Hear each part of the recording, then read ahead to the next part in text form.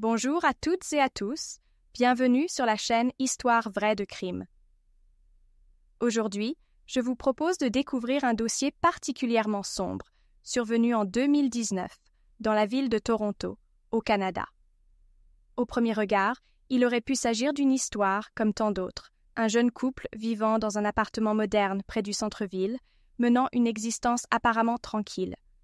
Pourtant, derrière les façades vitrées des gratte-ciel et l'animation constante des rues, un secret explosif s'est lentement préparé, finissant par ébranler non seulement cette famille, mais aussi l'ensemble de la communauté. Je vous invite à liker cette vidéo et à vous abonner à la chaîne. Je vous en serai vraiment reconnaissante. L'affaire porte sur une jeune femme, Christine Monroe, âgée de 28 ans. Selon de nombreux témoignages, elle possédait une élégance naturelle et une gentillesse qui ne la quittaient presque jamais. Elle travaillait dans un petit magasin de livres d'occasion, situé au cœur de Toronto, où elle classait les ouvrages, conseillait les clients à la recherche de titres rares et prenait grand soin de l'endroit. C'était un lieu chaleureux, un peu à l'ancienne, où l'odeur des vieux papiers se mêlait à l'agitation de la rue. À l'abri de cette effervescence, Christine semblait avoir trouvé un univers à son image. Discret, calme, fait de conversations avec des habitués, aussi passionné de lecture qu'elle. Son patron, un homme âgé, la considérait presque comme une fille spirituelle, et elle avait fini par établir une vraie complicité avec ce petit cercle de bibliophiles fidèles. Son quotidien s'organisait de façon routinière. Elle ouvrait la boutique dans la matinée, accueillait les premiers clients, partageait avec eux ses recommandations, tenait une petite comptabilité, puis rentrait chez elle en début de soirée. Cette routine ne paraissait pas la lasser. Au contraire, elle puisait dans cet emploi une forme d'équilibre, comme si elle avait besoin de cette régularité pour maintenir un certain ordre dans sa vie. À la maison, elle partageait son quotidien avec James Monroe, son époux de 31 ans. Sur les photos, James apparaissait comme un homme charismatique, le genre de compagnon qu'on imagine protecteur mais aussi indépendant.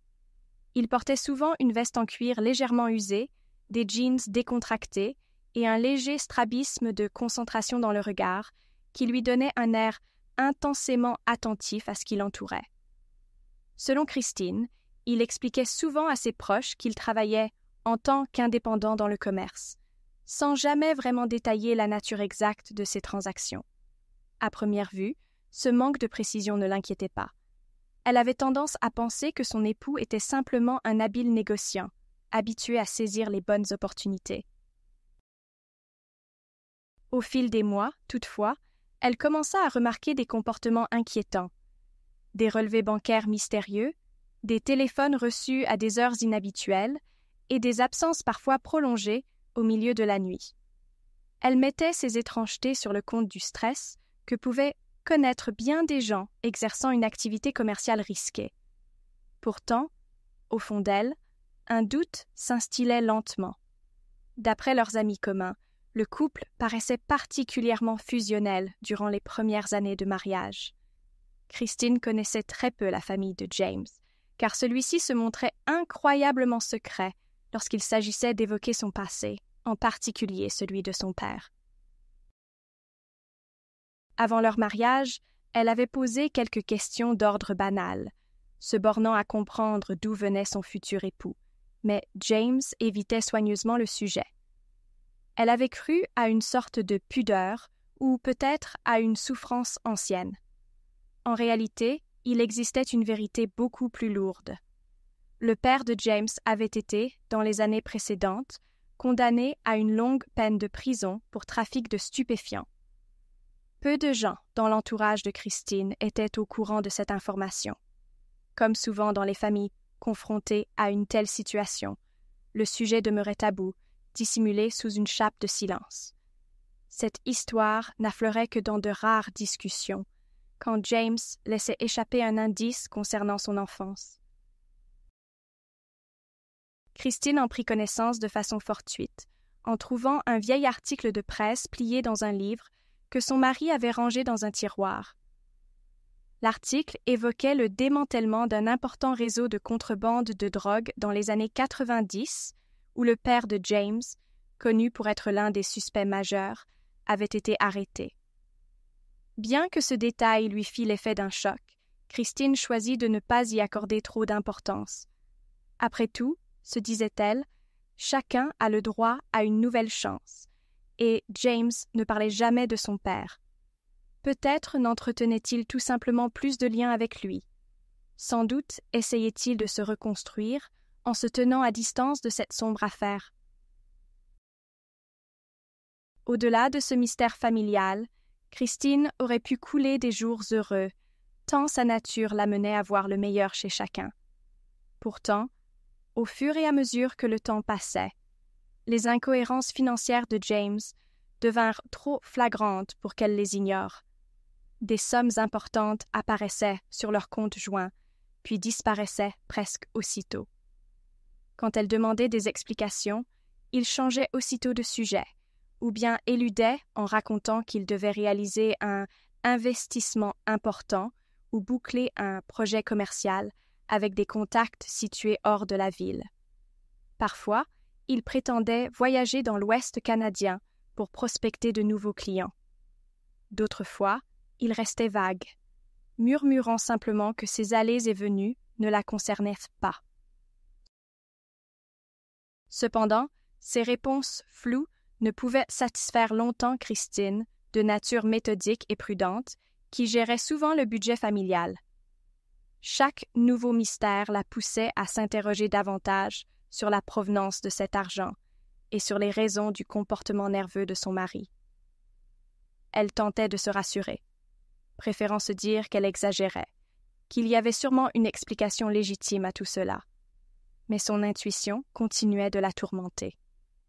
Un soir, alors qu'il faisait déjà nuit, Christine décida de rentrer plus tôt que prévu de la librairie.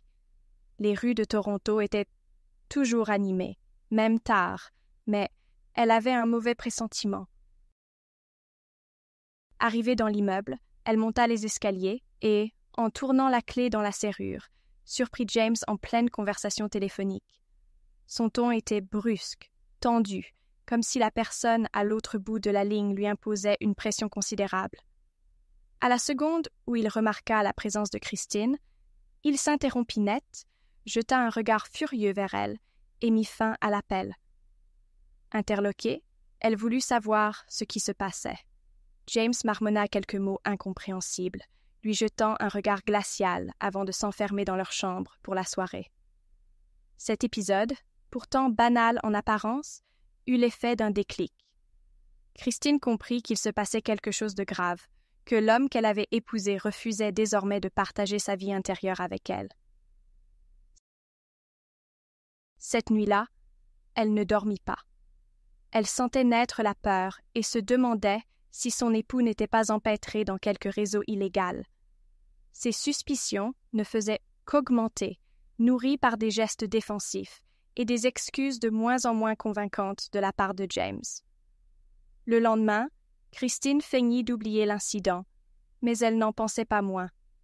Durant sa pause au travail, elle décida de faire quelques recherches pour tenter de percer le mystère.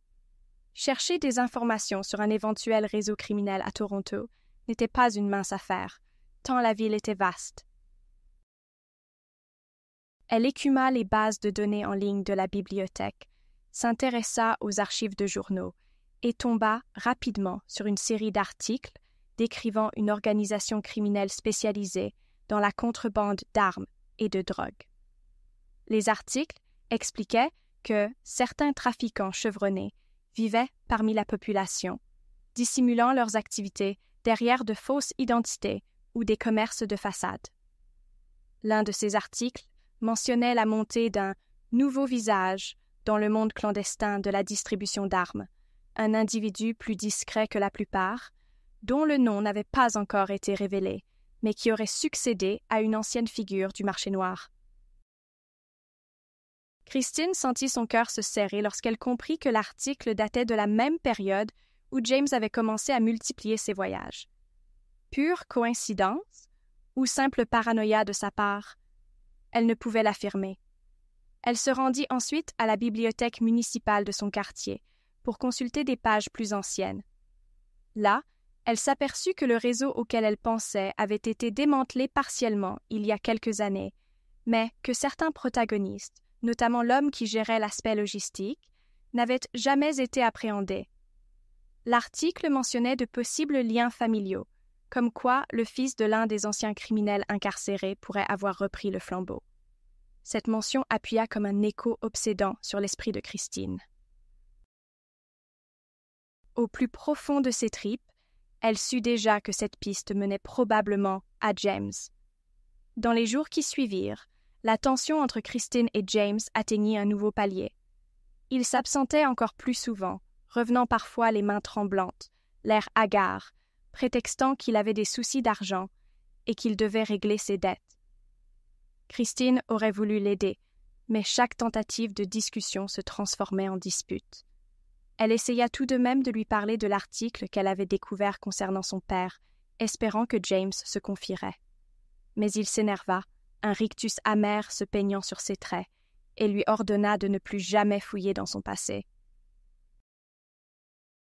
Elle y vit un aveu indirect, une forme de reconnaissance qu'il y avait bien un lourd secret familial, relié à une activité criminelle dont il ne voulait rien révéler. Christine perçut la fragilité de son mari, prise dans un engrenage qui le dépassait peut-être, ou qui l'emportait dans un tourbillon d'illégalité, de mensonges et de dangers. Alors que les semaines passaient, Christine se rapprocha progressivement d'une connaissance professionnelle, un habitué de la librairie, qui s'avéra être une personne travaillant dans un service de soutien psychologique pour victimes de violences domestiques et de menaces criminelles. Sans nommer James, elle expliqua qu'elle se trouvait dans une situation de stress intense, car quelqu'un dans son foyer menait des activités illégales susceptibles de mettre en danger la famille. Son interlocuteur lui conseilla de chercher une aide officielle, ou au moins de prendre contact avec les forces de l'ordre avant que la situation ne s'aggrave. Christine hésitait, déchirée entre son attachement à James et la conscience que la frontière entre loyauté et complicité pouvait s'effacer à tout moment. Elle finit par en discuter avec une amie de longue date, qui lui recommanda d'appeler au moins, de façon anonyme, une antenne de police pour signaler ses soupçons et protéger la population de trafic potentiel. C'est exactement ce qu'elle fit, malgré une angoisse qui lui tordait l'estomac. Elle appela la ligne dédiée et expliqua sans donner son nom qu'elle avait des raisons de croire qu'un homme vivant à Toronto gérait un réseau d'armes et de stupéfiants. Elle mentionna certains détails, comme le type de marchandises, armes à feu, drogue dure et les horaires nocturnes, ainsi que les allusions à un héritage familial dans le trafic. La personne au bout du fil l'assura que la police ouvrait aussitôt un dossier et mènerait l'enquête en toute discrétion.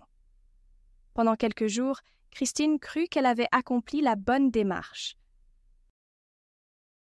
Elle estimait que James, même s'il lui en voudrait sûrement, avait besoin d'un électrochoc, d'un rappel à la réalité pour arrêter de se perdre dans un monde hors la loi. Elle s'imaginait qu'avec l'intervention de la police, il serait peut-être sauvé de lui-même, qu'il écoperait d'une peine modérée s'il avouait et coopérait avec les autorités. Mais elle ne connaissait pas encore la dureté du milieu dans lequel James s'était jeté. Cette organisation illégale, héritée en partie de l'histoire familiale, n'était pas qu'un simple groupe de petits trafiquants.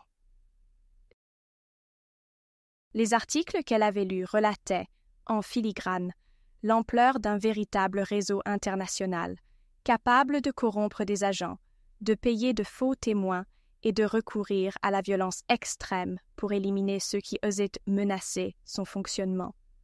Cette machinerie complexe avait ses informateurs, capables d'infiltrer tout type d'environnement. Leurs ramifications pouvaient s'étendre jusque dans certaines sphères policières, si bien que l'information concernant l'alerte donnée par Christine ne tarda pas à fuiter. Rapidement, les supérieurs de James comprirent qu'une dénonciation inconnue risquait de révéler leur organisation. Et parmi les suspects du groupe, la propre femme de James se retrouva en première ligne, même sans qu'on sache officiellement qui avait passé l'appel. Dans l'esprit de ces criminels, tout proche qui pouvait poser des questions ou témoigner devenait immédiatement une menace qu'il fallait faire taire. Les choses prirent alors un tour plus sombre. James se montra de plus en plus nerveux. Il confia à un contact clandestin qu'il soupçonnait sa femme d'être au courant de son activité. Les complices de James, de leur côté, commencèrent à se méfier de lui, inquiets que Christine puisse divulguer davantage d'informations. Dans les réseaux criminels, la confiance est un fil ténu. Dès lors que subsiste la moindre suspicion de trahison, la violence et la paranoïa prennent le dessus. James, mis sous pression, comprit que ses supérieurs envisageraient, sans état d'âme, de se débarrasser de Christine, voire de lui-même, si la sécurité de l'organisation était compromise. De son côté, Christine, sentant le danger, se montrait de plus en plus sur le qui-vive, n'osant plus poser de questions, guettant dans l'ombre les moindres signes de menace. Elle voyait James se décomposer peu à peu, jusqu'à perdre le sommeil. Il était pris en étau, d'un côté, la fidélité à son groupe criminel, de l'autre, l'amour, ou du moins l'attachement qu'il éprouvait pour sa femme. Dans cette spirale, il en voulait évidemment à Christine, mais se rendait compte qu'il était lui-même responsable de ce naufrage. Après plusieurs semaines, un élément surgit qui donna une tournure plus officielle au dossier. Un policier sonda le voisinage, questionna l'entourage de Christine et James. Il ne révéla pas le fin mot de l'histoire, mais laissa entendre qu'il enquêtait sur une affaire sérieuse de trafic et tentait de recueillir des témoignages. Les déclarations des voisins firent remonter à la surface les cris ou disputes nocturnes qu'ils avaient entendus, les visites d'inconnus à l'attitude inquiétante, les bruits de pas dans les couloirs tard dans la nuit. L'enquêtrice principale, une femme réputée pour sa perspicacité et pour sa connaissance approfondie des réseaux de contrebande, prit alors le dossier en main. Elle s'adjoignit les services d'un partenaire, un officier plus jeune, spécialiste de la cybercriminalité et du renseignement.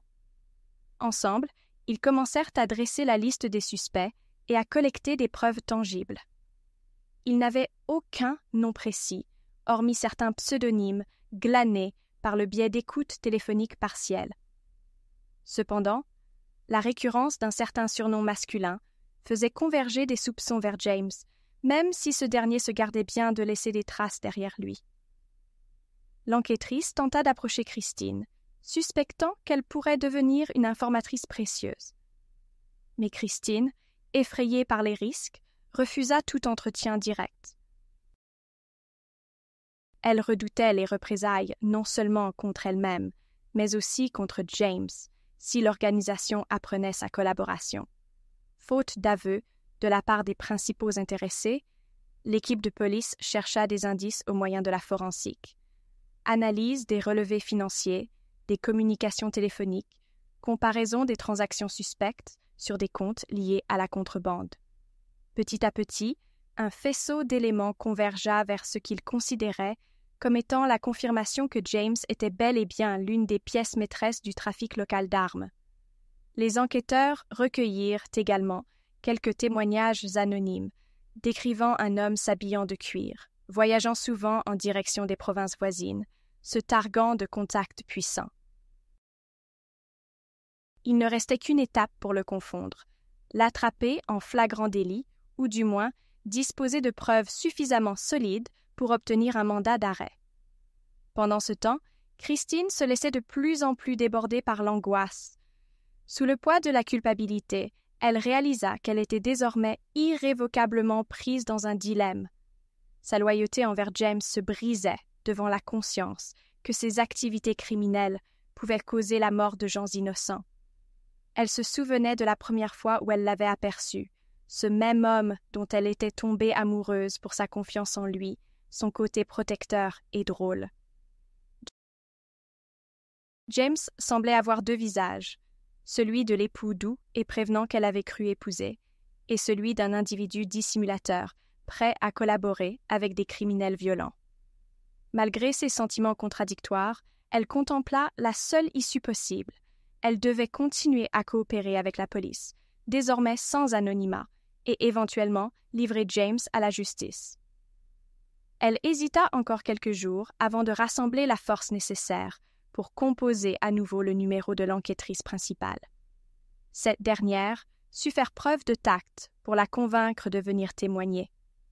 Leur entretien fut programmé dans un café tranquille à la périphérie de Toronto, un lieu choisi pour son anonymat relatif. Christine, le visage fermé, s'y rendit un matin, serrant dans son sac quelques documents financiers que James avait laissés traîner et qui pouvaient constituer un début de preuve. L'entretien dura près de 3 heures. Christine décrivit ce qu'elle savait, évoqua ses soupçons et confia les relevés bancaires suspects. L'enquêtrice crut tenir son grand moment. Elle sentait qu'avec ce témoignage, elle pourrait enfin faire tomber tout le réseau, ou du moins en démanteler une partie. Elle promit à Christine qu'il la protégerait, éventuellement en la plaçant sous un programme de protection, si le danger se confirmait. Pourtant, cette même promesse de protection devint le catalyseur de la tragédie. Les complices de James ne furent pas longs à découvrir l'existence de cette rencontre secrète grâce à un informateur dissimulé dans l'entourage légal. L'existence d'une taupe dans la police ou dans le milieu judiciaire restait incertaine, mais le fait est que l'information fuitait avec une rapidité effrayante. Sous la pression de son propre réseau, James comprit que sa femme l'avait trahi et que l'étau se refermait sur lui. Il en conçut une rage incontrôlée, doublée d'une peur panique. De son côté, Christine, toujours amoureuse malgré tout, conserva l'espoir qu'il cesserait de collaborer avec ces criminels. Elle voulait lui proposer de fuir ensemble, de faire un pacte avec la justice, de négocier une rémission de peine ou une protection. Mais ce soir-là, en rentrant chez elle, elle trouva un James hors de lui, plus angoissé que jamais. Les mains tremblantes, la mâchoire crispée, il ne cacha pas qu'il savait désormais qu'elle avait parlé à la police. Les mots volèrent dans l'appartement. La dispute fut d'une violence verbale inouïe. Il l'accusa de l'avoir condamnée, de l'avoir mis en péril vis-à-vis de ses commanditaires. Christine rétorqua qu'elle avait agi dans l'intérêt de leur sécurité commune, qu'elle espérait le sauver de la spirale dans laquelle il s'était enfermé. Il vociféra qu'il n'y avait plus rien à sauver, qu'ils étaient tous deux fichus. Tandis qu'il se lançait ces accusations mutuelles, la porte de l'appartement s'ouvrit soudain. Quelqu'un possédant manifestement un double des clés venait d'entrer. Cela ne pouvait signifier qu'une chose. L'organisation criminelle avait décidé d'en finir. L'assassin, masqué et vêtu de sombre, sortit une arme à feu sans prévenir. Les coups partirent presque immédiatement. James, mus par un instinct de survie, tenta de s'interposer entre le tireur et Christine. Une première balle le toucha à l'épaule, une deuxième à la poitrine. Il s'écroula au sol, grièvement blessé. Christine hurla, essayant de se jeter à ses côtés, mais une troisième détonation retentit, atteignant la jeune femme à l'abdomen. Dans ce chaos, le tireur prit la fuite, profitant de l'obscurité du couloir et de la panique du moment. Les voisins, alarmés par les coups de feu et les cris, appelèrent immédiatement les secours et la police. Lorsque l'ambulance arriva, James était déjà inconscient, et Christine, très faible, perdait rapidement son sang. Les urgences tentèrent de leur prodiguer des soins sur place, puis les transportèrent en toute hâte à l'hôpital. Mais la blessure de James se révéla fatale et il succomba sur la route. Christine, malgré les efforts des chirurgiens, ne put être sauvée et s'éteignit peu de temps après son arrivée au service de réanimation. Ainsi s'acheva brutalement la vie de ce couple qui avait cru pouvoir rester unis malgré les ombres et les secrets. Au lendemain du drame, l'enquêtrice principale et son coéquipier se retrouvèrent face à la sombre réalité. Christine et James avaient été abattus avant même qu'ils ne puissent témoigner officiellement. Plusieurs indices sur place révélaient un assassinat soigneusement préparé. Aucune effraction, ce qui suggérait soit l'usage d'un passe-partout, soit la complicité de quelqu'un ayant accès à l'appartement.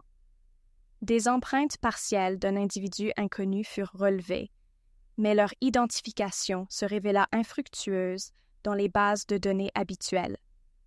Les résidus de poudre et la trajectoire des balles laissaient penser à une exécution ciblée, dont le but était de réduire au silence toute personne susceptible de livrer les preuves nécessaires à la justice. Le voisinage, sous le choc, décrivit la dernière dispute du couple. Mais personne n'avait vu distinctement le tireur. La police reçut quelques appels anonymes qui parlaient d'un homme s'échappant par la cage d'escalier quelques instants avant l'arrivée des secours. Malheureusement, aucune caméra de vidéosurveillance dans l'immeuble ne fonctionnait ce soir-là, un hasard ou un sabotage planifié. Malgré la mort de James et de Christine, l'enquêtrice refusa de classer l'affaire. Puisqu'il s'agissait clairement d'un double homicide lié à un réseau criminel, elle décida de poursuivre les investigations afin d'identifier non seulement l'auteur des coups de feu, mais aussi les commanditaires. Elle obtint des mandats pour perquisitionner tous les lieux que James fréquentait, depuis un local désaffecté dans la zone industrielle jusqu'à une maison secondaire qu'il louait dans la banlieue ouest de Toronto. Grâce à des expertises poussées, elle mit la main sur plusieurs pièces d'identité falsifiées et du matériel permettant de confectionner des fausses cargaisons. Des documents témoignaient de transferts d'argent vers des comptes offshore. Bien que la signature de James figurât sur certains papiers, il y avait aussi d'autres pseudonymes, symboles et numéros cryptés qui laissaient à penser qu'il n'opérait pas seul. En fouillant plus loin, l'équipe tomba sur un garage souterrain dans lequel étaient entreposées de lourdes caisses en bois, vraisemblablement destinées à transporter des armes. Des témoins anonymes rapportèrent aussi la présence récurrente d'hommes portant des sacs et repartant dans de gros véhicules utilitaires, la nuit, sans plaque d'immatriculation clairement visible. Tout semblait indiquer que James n'était qu'un rouage dans une machinerie bien plus vaste, dont le cœur restait hors de portée de la police. Au fil des semaines, l'investigation s'étendit à divers complices possibles. On soupçonna notamment un partenaire commercial de James, un homme décrit par certaines sources comme un conseiller financier officieux, qui gérait pour le réseau le blanchiment d'argent. Cet individu, averti ou peut-être déjà en cavale, disparut sans laisser de traces. On retrouva néanmoins des indices de son passage dans plusieurs hôtels au Canada et aux États-Unis, mais il changeait d'identité avec une aisance déconcertante, si bien que l'enquêtrice principale ne put jamais le localiser précisément. Plusieurs autres personnages gravitaient autour de la même nébuleuse criminelle. Un logisticien, chargé de coordonner l'arrivée des armes, un transporteur ayant des liens avec une société de fret maritime, et un rabatteur dont la mission consistait à identifier de nouveaux clients prêts à acheter des armes illégalement.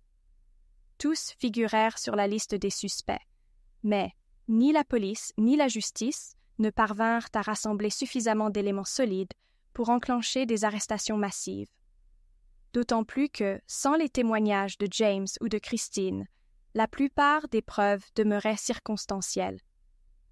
Le parquet, toutefois, décida d'ouvrir un procès, au moins sur la base de ce qui avait été découvert chez James et en s'appuyant sur des déclarations indirectes.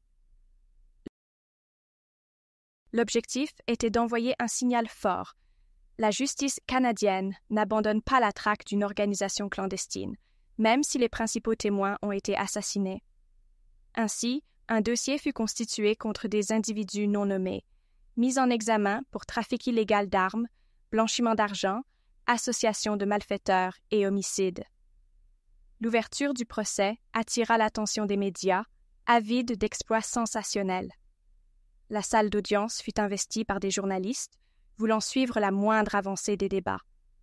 Le procureur, un homme visiblement habitué aux affaires complexes, exposa de manière méthodique les liens financiers reliant James à des comptes offshore, en s'appuyant sur l'expertise de spécialistes de la finance criminelle. Il décrivit la structure du réseau, pointa du doigt les allées et venues nocturnes, présenta les relevés téléphoniques, prouvant des contacts fréquents avec des trafiquants notoires, et souligna que l'on disposait même d'éléments pour soupçonner James d'avoir voulu étendre son influence dans la contrebande de drogue.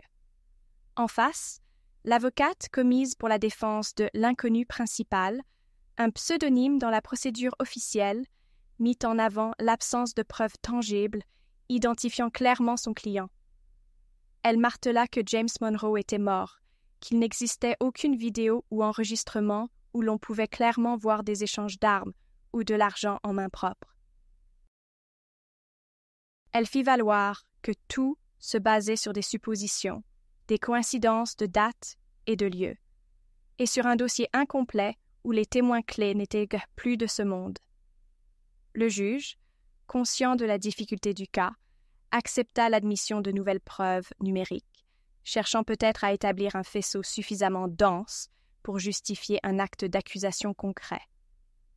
Mais l'audience prit un tour désillusionné au fil des jours. Faute de témoins vivants et de preuves directes, les présumés membres du réseau restaient insaisissables. Aucun suspect ne parut à la barre pour répondre des faits. Le juge dut finalement se résoudre à repousser tout jugement définitif, faute d'éléments suffisants permettant de condamner quiconque nommément.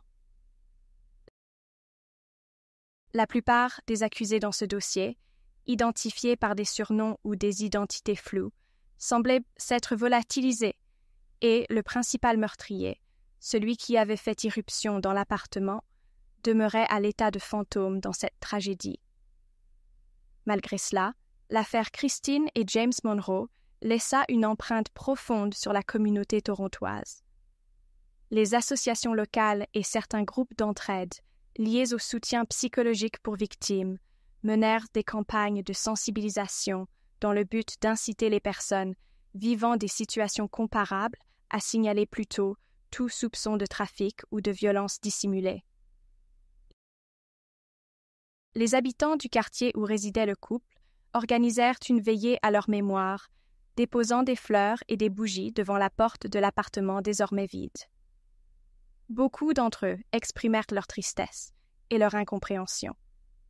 Comment un couple à l'apparence si paisible avait-il pu plonger dans de tels extrêmes?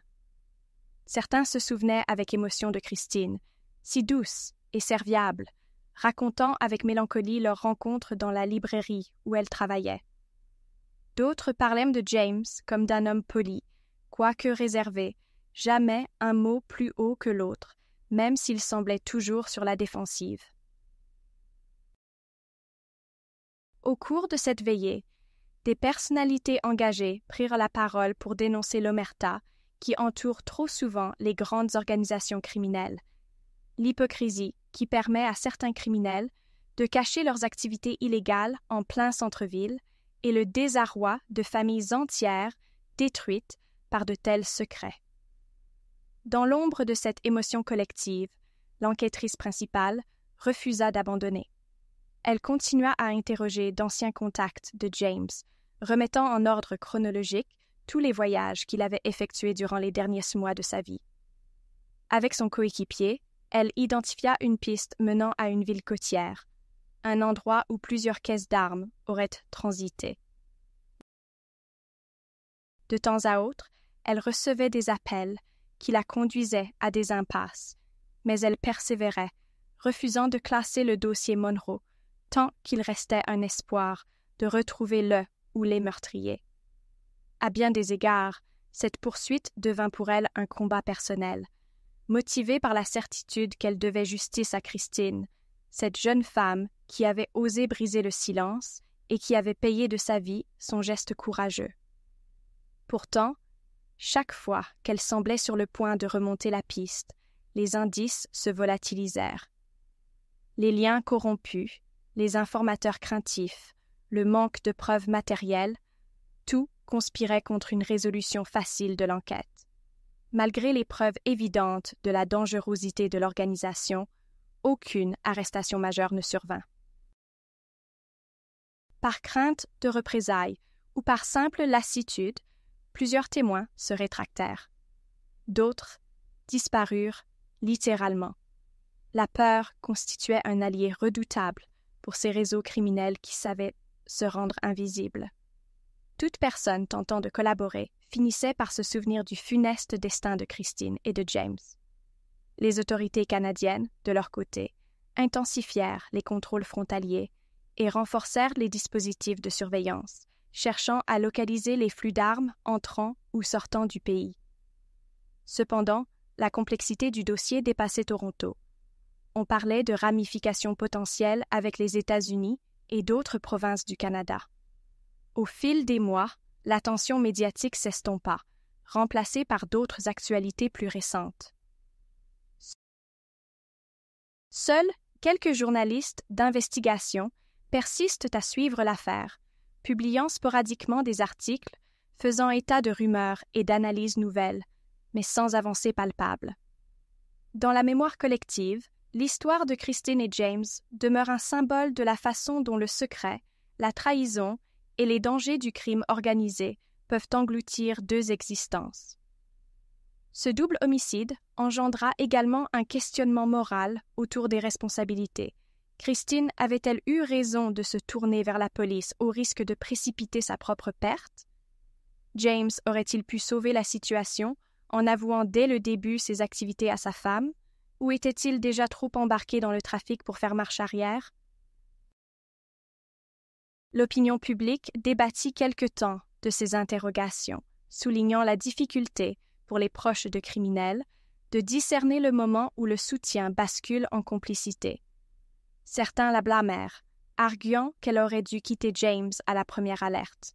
D'autres la considérèrent comme une héroïne tragique, morte en essayant de protéger la société d'un danger plus grand encore. Quant à James, la plupart l'analysèrent comme un homme ayant grandi dans l'ombre d'un père criminel, piégé par l'héritage familial et incapable de rompre le cycle, malgré un mariage qui aurait pu, en théorie, lui offrir une vie plus saine.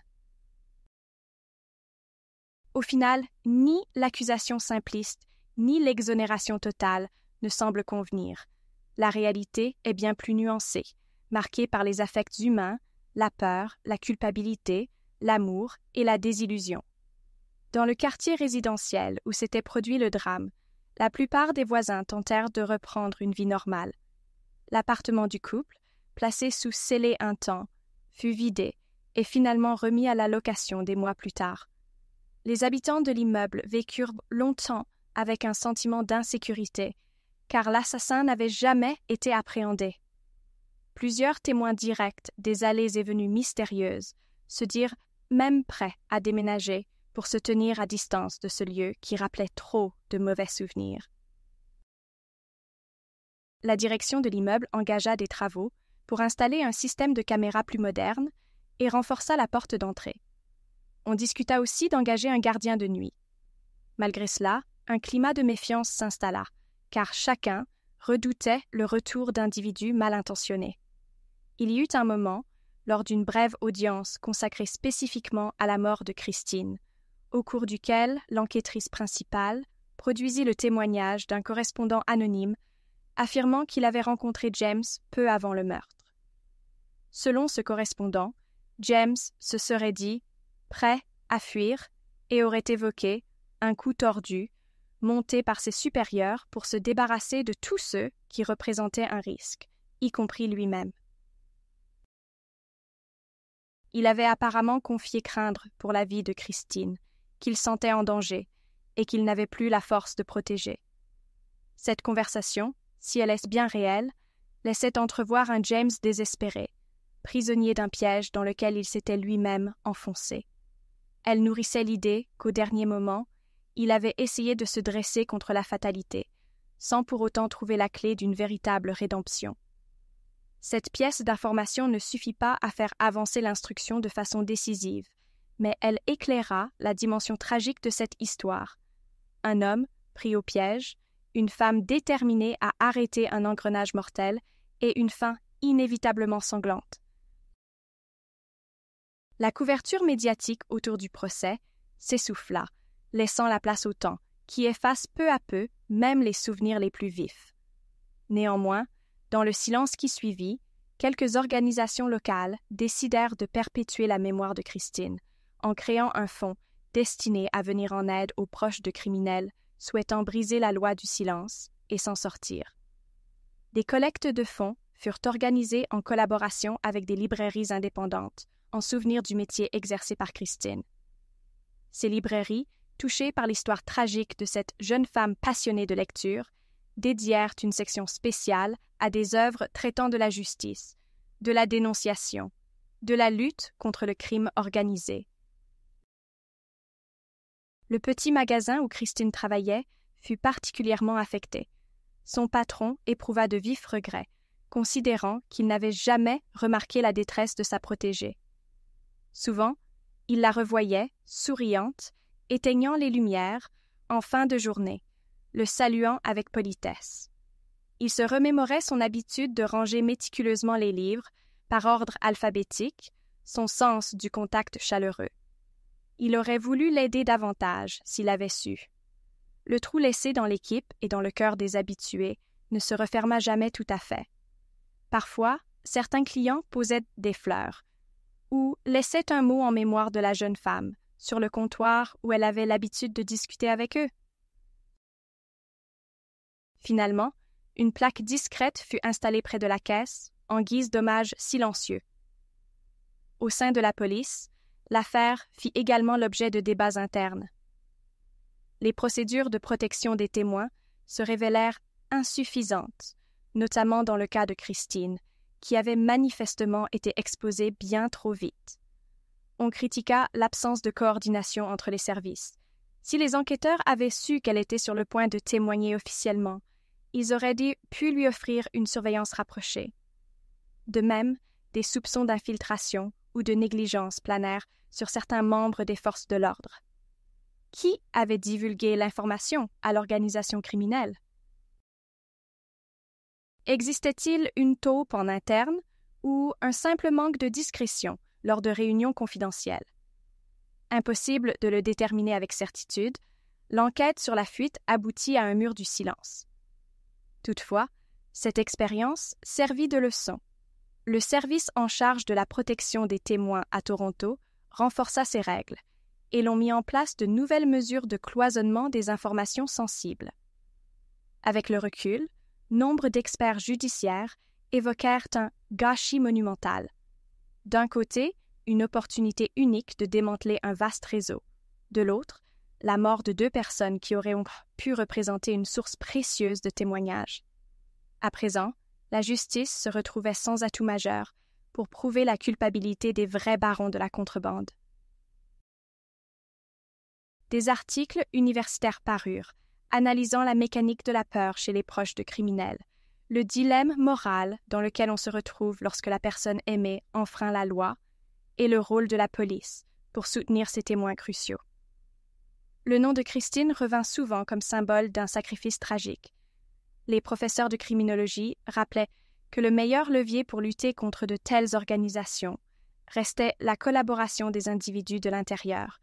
Encore fallait-il qu'ils puissent être protégés efficacement.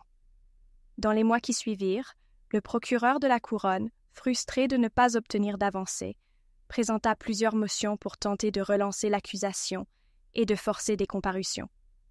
Mais la plupart des suspects demeuraient introuvables. Certains avocats, mandatés pour représenter des clients anonymes, jouaient la carte du silence, arguant qu'on ne pouvait obliger leurs clients à témoigner s'ils n'étaient pas clairement identifiés et incriminés. Le procès se transforma peu à peu en bataille procédurale, ponctuée de reports et de débats sans fin. Au final, aucun verdict ferme ne fut prononcé contre les commanditaires potentiels de cet assassinat, et la justice ne put que constater la fuite continue de ces individus dans la clandestinité. Ce fut le cœur de la tragédie. Malgré le prix extrêmement lourd payé par Christine et James, l'organisation réussit en grande partie à se dérober à la police. Toutefois, un mince espoir persistait, représenté par des pièces secrètes classées en réserve pour d'éventuelles poursuites futures. L'enquêtrice principale se persuadait que, tôt ou tard, un nouveau témoin émergerait, ou qu'une erreur de la part d'un des trafiquants lui permettrait enfin d'établir un dossier solide. Elle travaillait en contact étroit avec un réseau fédéral, tentant de faire remonter la trace du tireur.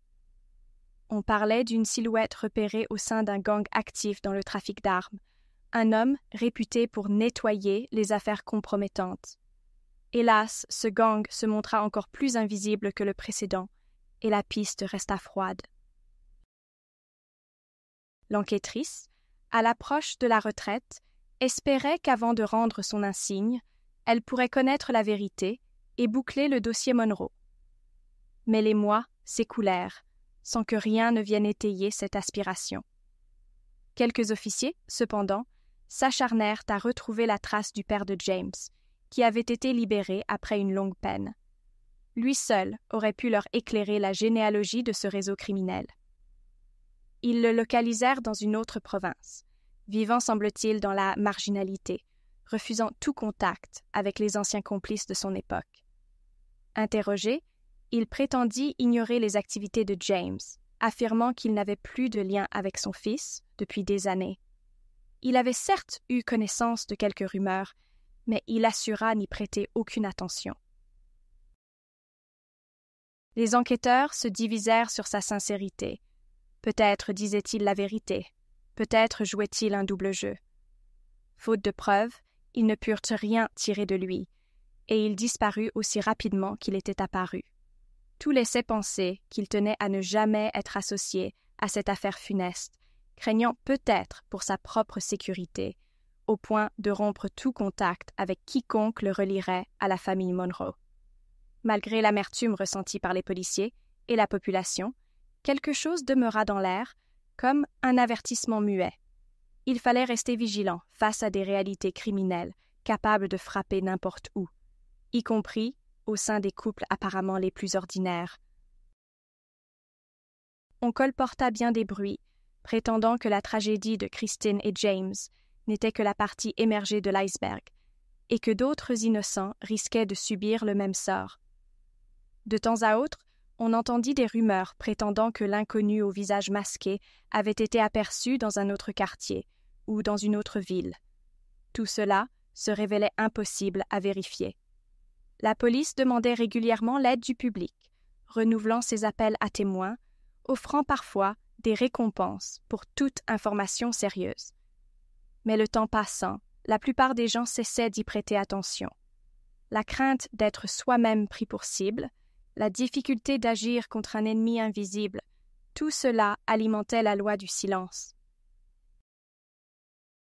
Il demeure pourtant une trace de ce drame, au-delà des documents officiels et des articles de presse. La mémoire collective d'un couple, dont l'histoire d'amour s'est achevée dans une violence extrême, sous le poids de secrets familiaux et de mensonges accumulés. Certains habitants de Toronto continuent de raconter cette histoire comme un avertissement, rappelant que la frontière entre une vie honnête et la criminalité peut parfois se franchir sans qu'on s'en rende compte, surtout quand pèsent sur soi des héritages troubles. Les cendres de la vie de Christine, cette jeune femme passionnée par la lecture et par son désir de bien faire, restent dans l'esprit de ceux qui l'ont connue. Ses collègues de la librairie parlent encore de son sourire, de sa manière délicate de conseiller un livre adapté au goût de chacun. Ils disent qu'elle aurait mérité de se réaliser, de s'épanouir dans un environnement sûr, au lieu de disparaître sous les balles d'un tueur au service d'un trafic qu'elle avait voulu dénoncer. Aujourd'hui, certaines personnes qui s'intéressent encore à cette affaire se demandent ce qu'il se serait passé si James n'avait pas choisi la voie de l'illégalité. Sans doute auraient-ils vieilli ensemble. Peut-être auraient-ils eu des enfants, achetant une petite maison en périphérie, tous deux, menant une vie moins trépidante, mais plus sincère. D'autres estiment que James n'avait jamais réellement eu le choix, qu'il était programmé dès l'enfance à reprendre le flambeau d'une famille engagée dans le crime organisé. La vérité, comme toujours, se trouve probablement au carrefour de plusieurs explications, conjuguant la fatalité d'un milieu toxique et la responsabilité d'un homme qui s'est laissé gagner par ses propres ambitions ou ses propres peurs.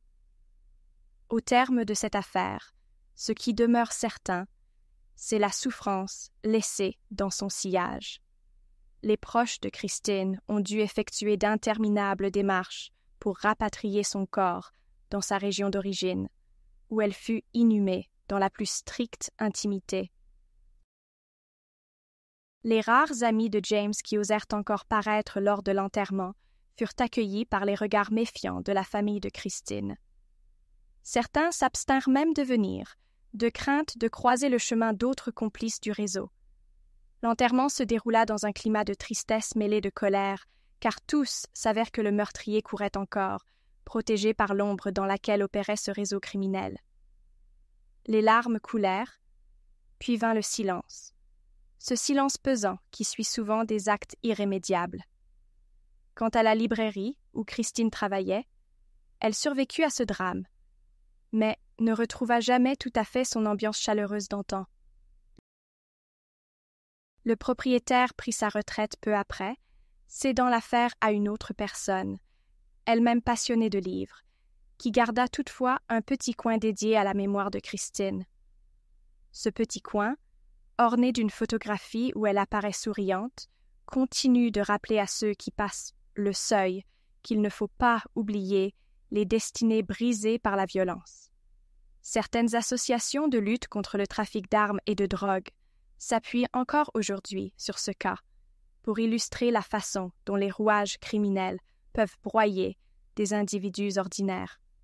Les formations dispensées aux forces de l'ordre se réfèrent parfois à l'exemple tragique de cette affaire comme à un cas typique de l'importance cruciale de protéger les témoins et de couper court à toute fuite d'informations.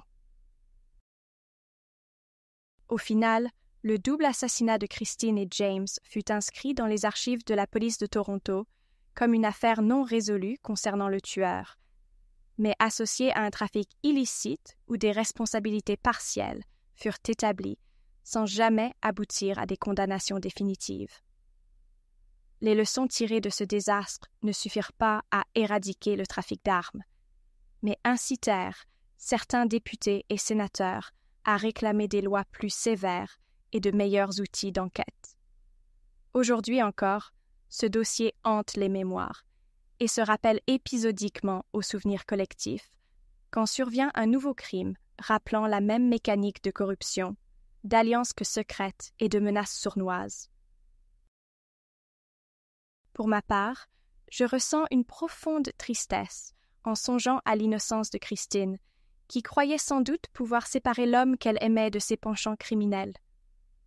J'imagine aussi la solitude de James, condamné par son propre passé familial et par des choix qui le dépassaient. Je repense à la manière dont ils ont tout perdu en quelques instants, abattus dans leur propre foyer, victimes de la férocité d'une organisation toujours active. Je rêve parfois que cette affaire soit un jour résolue, que la vérité éclate au grand jour, que les coupables soient traduits devant la justice. Mais pour l'instant, il n'y a eu ni justice, ni réparation. Je vous remercie d'avoir suivi toute cette histoire jusqu'à son dénouement tragique. Je me sens encore toute remuée en la racontant, tant le destin de ce couple me paraît brisé de façon injuste et violente. Je vous remercie sincèrement d'avoir regardé cette vidéo jusqu'au bout. Je vous invite à continuer d'explorer la chaîne, où vous trouverez d'autres récits tout aussi captivants sur des affaires criminelles qui méritent qu'on s'y attarde. J'espère que ces récits nous rappellent à quel point nous devons rester vigilantes face au danger qui peut se tapir même au sein d'un foyer ordinaire. Prenez soin de vous et gardez l'esprit ouvert sur ces histoires vraies, car elles éclairent souvent les zones sombres de notre société. Et si le cœur vous en dit, n'hésitez pas à poursuivre avec les autres vidéos disponibles. Je suis là pour vous guider dans ces intrigues mystérieuses et parfois bouleversantes.